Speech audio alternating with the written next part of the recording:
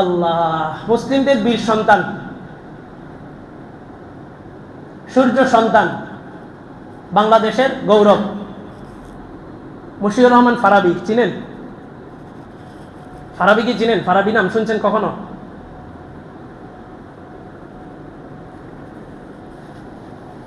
মুসলমানদের ইতিহাস আমরা মুসলমানরা জানি না। ফারাবী একজন নাস্তিক কুলাঙ্গারের বিরুদ্ধে একটা স্ট্যাটাস দেওয়ার কারণে তার যাবজ্জীবন কারাদণ্ড হয়। অভিজিৎ রায়কে চিনেন? অভিজিৎ রায়, এটাকে অনেকেই চিনেন, কিন্তু ফারাবী কি চিনেন না। অভিজিৎ রায় এক নাস্তিক, সে আমার রসুলের স্ত্রী, রাসূলের দাসী মারিয়া কিপ্তিয়া রাদিয়াল্লাহু তাআলা আনহা। দাসীও আমাদের রাসূলের বিবির মর্যাদা, যে কারো দাসী বিবির মর্যাদা পাবে। রাসূলের বিবির মর্যাদা যে পাবে তার সাথে আমাদের সম্পর্ক কি হবে? মায়ের সম্পর্ক। আপনার মাকে নিয়ে কটূক্তি করলে আপনি কি করতেন? তো ফারাবী ছিল একজন মুসলিম, বাস্তবিক মুসলমান, আমাদের মতো মুনাফিক ছিল না। অজপাড়া গায়ের একজন সাধারণ নাগরিক, যার মাও নেই বাবাও নেই, এক সৎ মায়ের কাছে বড় হয়েছে। সৎ মা স্বামীহারা এই মহিলাকে দিন আইনা দিন খাওয়াইতো ফারাবী।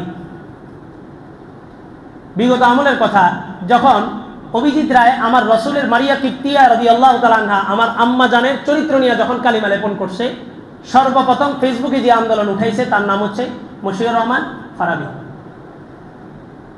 ফারাবী যখন এই আন্দোলনটা উঠায়, আন্দোলনের কিছুদিনের মাথায় অভিজিৎ রায়কে হত্যা করা হয়। সবাই জানে অভিজিৎ রায়কে হত্যা করছে ফারাবী, এবং রাষ্ট্র আদৌ পর্যন্ত ফারাবীর এই হত্যা বাস্তবায়ন, এই হত্যার সঠিক তদন্ত এখনো পর্যন্ত বের করতে পারেনি। এখনো পর্যন্ত রাষ্ট্র এই প্রমাণ বের করতে পারে নাই যে অভিজিৎ রায়ের হত্যার পেছনে ফারাবী জড়িত ছিল।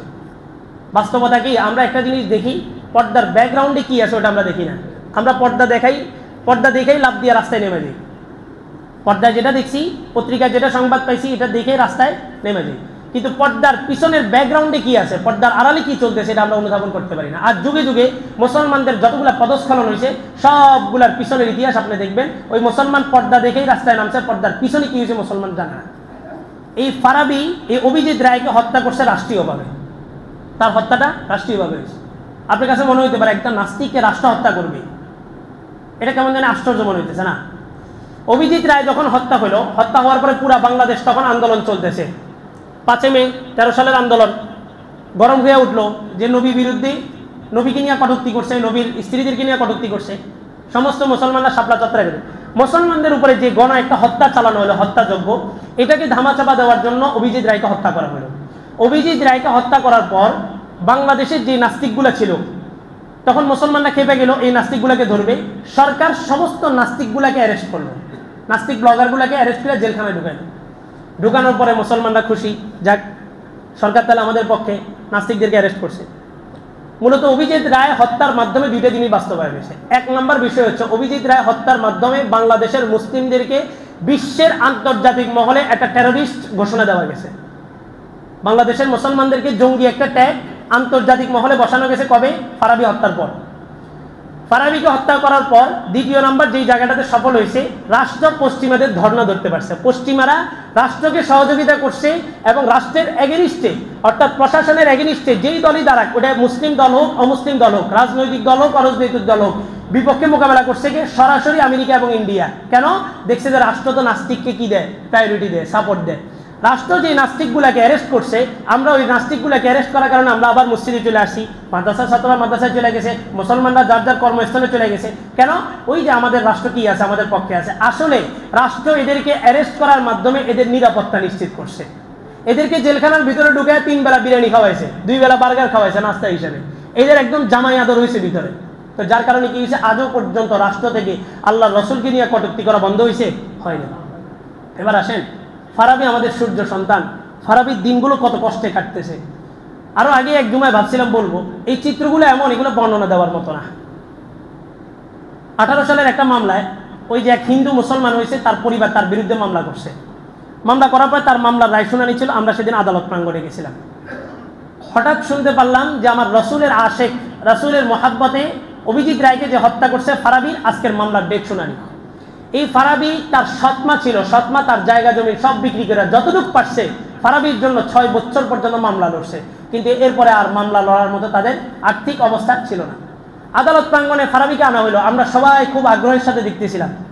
কিন্তু ফারাবি আসার পরে যে একটা বক্তব্য দিছে, একটা শব্দ বলছে, ওই এক শব্দ উপস্থিত আদালত প্রাঙ্গণে যতগুলো মুসলিম তাওহীদি জনতা ছিল সমস্ত মুসলিম তাওহীদি জনতার হৃদয়টাকে চূর্ণ বিচূর্ণ করে দিয়েছে। ফারাবি আইসা মানুষকে বলল, আবেগ দিয়া নয়, আমাকে পারলে 50টা টাকা দিয়ে একটু সহযোগিতা করেন, জেলখানার ভিতরে থাকতে গেলেও টাকার প্রয়োজন হয়।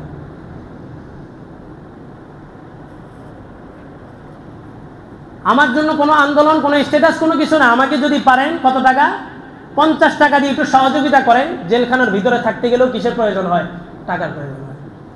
আপনারা জানেন কিনা জানি না, ডাক্তার কামালের মেয়ে একটা ট্রাস্ট আছে তার। এই ট্রাস্টের কাজ হচ্ছে যত নাস্তিক যত মামলায় অ্যারেস্ট হবে সমস্ত নাস্তিকদের পিছনে এই ট্রাস্টের থেকে টাকা খরচ করা হবে। এবং রবীন্দ্র ঘোষ একজন আছে হিন্দু, তার একটা ট্রাস্ট আছে, এটার নাম হচ্ছে মাইনরিটি ওয়াচ। নাম শুনছেন? মাইনরিটি ওয়াচ একটা ট্রাস্ট আছে, যত হিন্দু মুসলমানদের এগেনিস্টে যাওয়ার কারণে মামলার শিকার হবে সমস্ত হিন্দুদের মামলার খরচ সেখান থেকে চালানো হবে। কিন্তু দুঃখের বিষয় 90% বলেন, 92% বলেন, 95% মুসলমানের রাষ্ট্র, ইসলামী রাষ্ট্র, এখানে মুসলমানদের মাকে নিয়ে কটূক্তি করা হয়েছে। আমারই এক ভাই আমার মায়ের প্রতিবাদে সে যাবজ্জীবন কারাদণ্ডে ধুকে ধুকে মরতেছে, কিন্তু আমাদের কোনো কি নাই, কোনো ট্রাস্ট নাই যে তার জন্য আমরা কি করব, খরচ করতে পারবো। চতুর্দিক থেকে টাকার মেশিন তাদের কাছে, তাদের বিরুদ্ধে আপনি মামলা দিবেন, কি হবে? ফারাবির দোষ এখন পর্যন্ত প্রমাণ করতে পারে নাই। ওই ফারাবিকে ছুটানোর জন্য কেউ কোনো আন্দোলন করছি, কেউ কোনো লেখা দিছি, অথচ দেখেন এই যে আমার আলিফকে হত্যা করছে, আমার কি অ্যাডভোকেট আলিফ, তার হত্যার রক্ত এখনো দেয়ালে লেগে আছে। ওই হত্যার সর্বপ্রথম মাস্টার মাইন্ড যে ছিল ওই কুলাঙ্গার, সে কি করতেছে, জামিনে মুক্তি পাওয়ার ব্যবস্থা হইতেছে।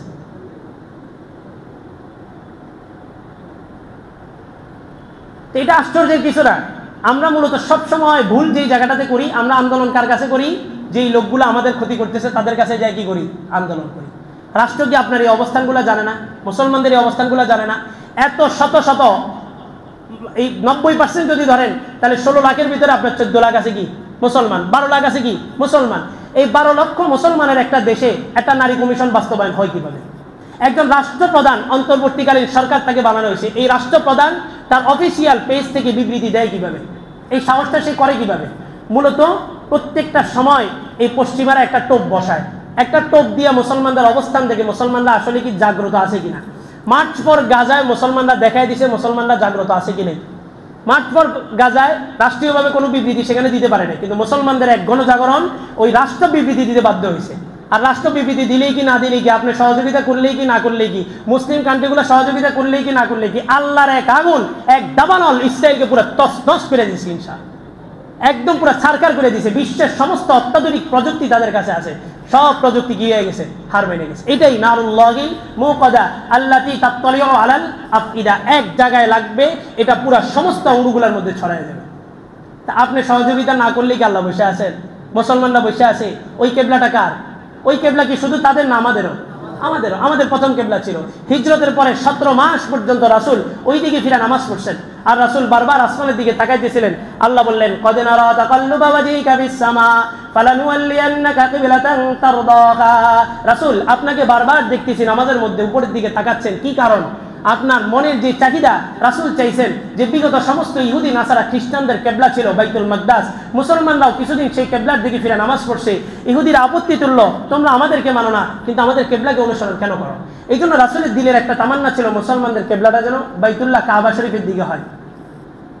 আল্লাহ রাসূলের এই দিলের তামান্না, রাসূল বারবার উপরের দিকে তাকাই দিয়েছিলেন। আসরের নামাজ চলতেছিল, 2 রাকাত হওয়ার পরে আল্লাহ তাআলা ওহী নাযিল করলেন, ফাওয়াল্লি ওয়াজহাকা শাতরাল মাসজিদিল হারাম ওয়া হাইসুমা কুনতুম ফাওয়াল্লু উজুহাকুম শাতরা। হে রাসূল, যেখানেই আছেন, যে অবস্থায় আছেন, বাইতুল্লাহর দিকে মুখ ফিরায় নেন। সাহাবীরাও কেমন ট্রেনিং প্রাপ্ত ছিলেন, ছিল কেবলা এইদিকে, মসজিদে জো কিবলাতাইন, মদিনাতে এখন ওই মসজিদটা আছে, অর্থাৎ 2টা কেবলা ওই মসজিদে। রাসূল এদিক ফিরে নামাজ পড়তেছেন বাইতুল মাকদাসের দিকে, হঠাৎ ওহী নাযিল হলো, হে রাসূল, বাইতুল মাকদাস থেকে আপনার চেহারা কিবলার দিকে ঘুরিয়ে দেন। রাসূল ওখান থেকে হাইটে এখানে চলে আসছেন। সাহাবায়ে কেরামের কাতার এভাবে ছিল, প্রত্যেকটা কাতার তার আপন জায়গা থেকে সারিবদ্ধভাবে এভাবে হয়ে গেছে। বাকি 2 রাকাত এখানে শেষ করছেন, 2 রাকাত ওখানে, 2 রাকাত এখানে। ওই মসজিদের নাম হচ্ছে মসজিদে জু কিবলাতাইন, 2 কেবলাওয়ালা মসজিদ। তো ওইটা তো আমার আর আপনার বাইতুল্লাহ ছিল, আমার আর আপনার কেবলা ছিল। আজকে আমারই ভাই মুসলমান, সে ওখানে জান দিতেছে আর আমি এখানে বসে অবস্থান দেখতেছি। ডাক্তার আফিয়া সিদ্দিকী পুরা পৃথিবীর মানুষের বিবেক নাড়াইয়া দিছে, কিন্তু আমরা কিছু করতে পারছি? এই এক নারীকে বছরকে বছর শত সহস্র কুলাঙ্গার এই নারীকে ধর্ষণ করছে, শুধুমাত্র কি কারণ? কোরআনের হাফেজা ছিল। ডাক্তার আফিয়া সিদ্দিকী বিশ্বের 1 নম্বর প্রাচ্যের সবচেয়ে বড় অক্সফোর্ড থেকে সে ডিগ্রি নিছে। এরকম একজন ডিগ্রিধারী নারীকে বছরের পর বছর এখনো পর্যন্ত তার উপরে মানসিক নির্যাতন, ধর্ষণ সবকিছু চলতেছে, শুধুমাত্র কেন? কোরআনের হাফেজা ছিল। আমিও তো মুসলমান, সেও তো মুসলমান। আল্লাহ আকবার। এখন বিতর্কিত বক্তব্য দিলে তো আবার আপনারা আবার বিতর্ক শুরু করবেন। এক কালিমায় কি বলছিল কবি, কি বলছিল? হ্যাঁ, এক কালিমায় আপনাকে সিংহাসনে বসাইতেছে, আরেক কালিমা আপনার জালিমের প্রকোষ্ঠে নিয়ে যেতেছে। দুইজনের ঈমান কি এক? দুইজনের ঈমান কখনো এক হইতে পারে? ইমামে আজম আবু হানিফা রাহমাতুল্লাহ আলাইহি জেলখানা থেকে তার লাশ বের হয়েছে। আহমদ ইবনে হাম্বল, মালিক রাদিয়াল্লাহু তাআলা আনহু, সমস্ত বড় বড় আইম্মাদের লাশ জেলখানা থেকে বের হয়েছে। কিসের অভাব ছিল? বাচ্চা মামুনের যুগ, খলিফাতুল মুসলিমিন বলা হইতো যাকে, মুসলমানদের সাম্রাজ্য চলছে 1200 বছর পর্যন্ত। এই 1200 বছর পর্যন্ত মুসলমানদের সাম্রাজ্যের ভিতরে মুসলিম মনীষীদের লাশটি জেলখানা থেকে বের হয়নি? বের হয়েছে। কিসের জন্য জান দিচ্ছেন? কিসের জন্য? শুধুমাত্র এক খলকে কোরআনের মাসালায়, যে কোরআন কি খালেক না মাখলুক, এই একটা মাসালায় ইমাম আহমদ ইবনে হাম্বল রাহমাতুল্লাহ আলাইহিকে 101টা বাড়ি দেওয়া হয়েছে চাবুক দ্বারা। 101টা, প্রতিটা চাবুকের বাড়িতে উনি একবার করে আল্লাহকে স্বপ্ন দেখছেন। ওনার খাদেম বলেন, ওনার মৃত্যুর পরে ওনাকে যখন গোসল করাইতে নেওয়া হইল, তখন ওনার কাপড় যখন টান দিয়ে সরানো হইতেছে, এই পায়জামার যে ফিতা ছিল, খাদেম বলে যে ফিতা এটা কাইটা শরীরের চামড়ার সাথে অ্যাডজাস্ট হয়ে গেছে ফিতা। অথচ যুগের শ্রেষ্ঠ ইমাম ছিলেন আহমদ ইবনে হাম্বল রাহমাতুল্লাহ আলাইহি, আল্লাহকে একবার দুইবার নয় 101বার স্বপ্ন দেখছেন। কিসের জন্য এরকম জান কোরবান করছেন? কিসের জন্য বিসর্জন দিচ্ছেন? আজকে সব কিছু আমাদের চোখের সামনে ঘটতেছে। আলিফ আমাদের মুসলিম, শুধুমাত্র মুসলিম অ্যাডভোকেট হওয়ার কারণেই তো তাকে হত্যা করা হয়েছে।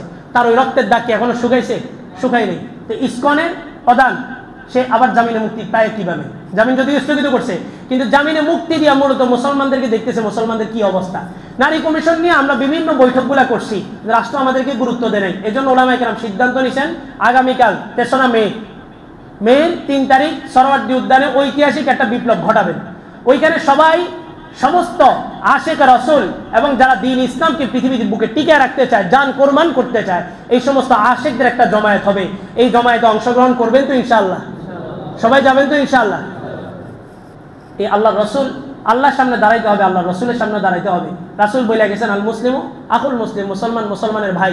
আজকে ফারাবিকে নিয়ে এই পরিমাণ নির্যাতন তাকে করতেছে যে এই মানুষটা অসহায়ত্বের হাত বাড়াইছে শুধুমাত্র কত টাকার জন্য? 50 টাকার জন্য। কি কঠিন এক পরিস্থিতি পার করতেছে, তার পরিবারে আর কেউ নাই যে তার মামলা চালাবে। বছরকে বছর কারাগারের এই জালেমের জিন্দানখানার মধ্যে আছে, অথচ তার হত্যাটাও কিন্তু নিশ্চিত না। দায়িত্ব ছিল আপনার আর আমার, দায়িত্ব আপনার আর আমার ছিল। ফারাবি স্ট্যাটাস দিছে শুধু। এই জায়গা থেকে ফারাবির বিষয় নিয়ে সবাই সবার জায়গা থেকে লেখালেখি করবেন তো ইনশাআল্লাহ?